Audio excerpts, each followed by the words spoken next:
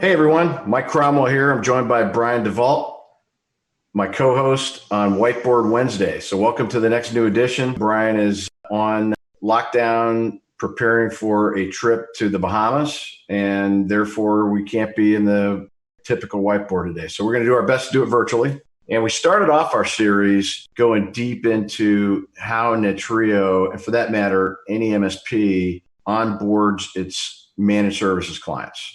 A really key part of the process, and one that's critically important to get it right and to get the right outcome for the customer considering it. Today, we're going to pivot into a new topic. And what we're going to talk about today is the difference between white label versus agents. We're going to talk about two different variations of partners that Netrio works with. We have a 100% partner model at Netrio. And with that being said, there's two different variations for companies to consider. On the one hand, traditional channel partners, agents, IT consultants that are going to work with clients, advise them, help them through their journey, also known as trusted advisors. And we certainly have a significant piece of business that we do through traditional channel partners. But we also are known as the MSP of MSPs, where Netrio can enable a company to become a white label partner and deliver the same services that Netrio provides, enabling a partner to deliver it as their own. So we're going to talk about that today. So Brian, welcome back to Whiteboard Wednesday. Thank you, Mike.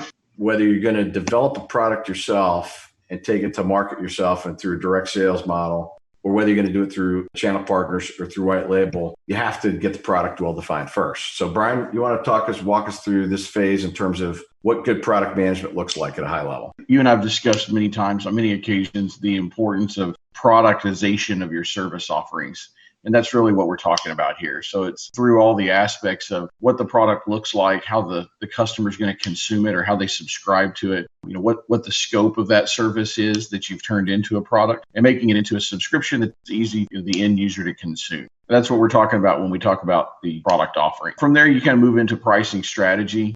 So that is evaluating the marketplace. You want to remain competitive. You got to make sure you're looking out for the business's bottom line as well at that point, obviously, but you want to make sure that you're positioned correctly in the market as well, so to win some deals. Documentation, having your product slicks, your brochures, your information that you can to put into your PowerPoint presentations to talk through with the customer. These are things that they're going to look at after you walk away and reference, and it needs to be concise and accurate and give enough information about the product that allows them to be able to take the next steps. Can you share a little perspective in terms of how important that documentation is when you're talking about enabling partners to sell? I think it's absolutely critical. You have a very complex product in these managed services offerings, and you have to get this. You got to get the product documented on paper so it explains accurately what the service is, what it provides, what the scope is, all those things that are going to be critical in that customer's decision to make a purchase, but also critical in educating the white label partner or the agent, whichever model they choose. They can go take this out into the market and that next step, that go-to-market strategy. They've got to be equipped with the right tools in order to sell it, and that product documentation is it. As we've spent years creating our product documentation, and we continue to refine it on a regular basis as our products evolve. So how much importance we place on it, and certainly it's for the purpose of sharing it with our partner community. Yeah, because as you go to enable partners,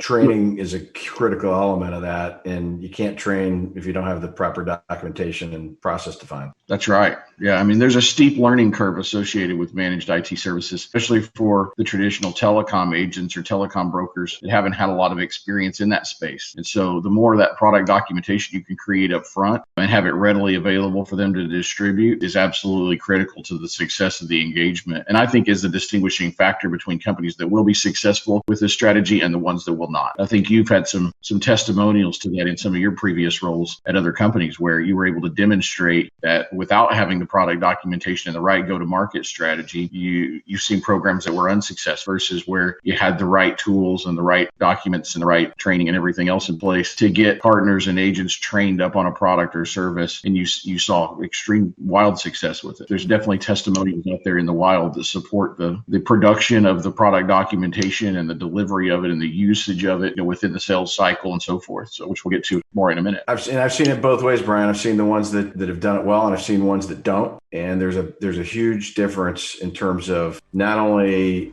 the success and adoption of that product for the partner, but also what translates in the form of customer experience. The more documentation training you do, the better results you're going to have with your clients.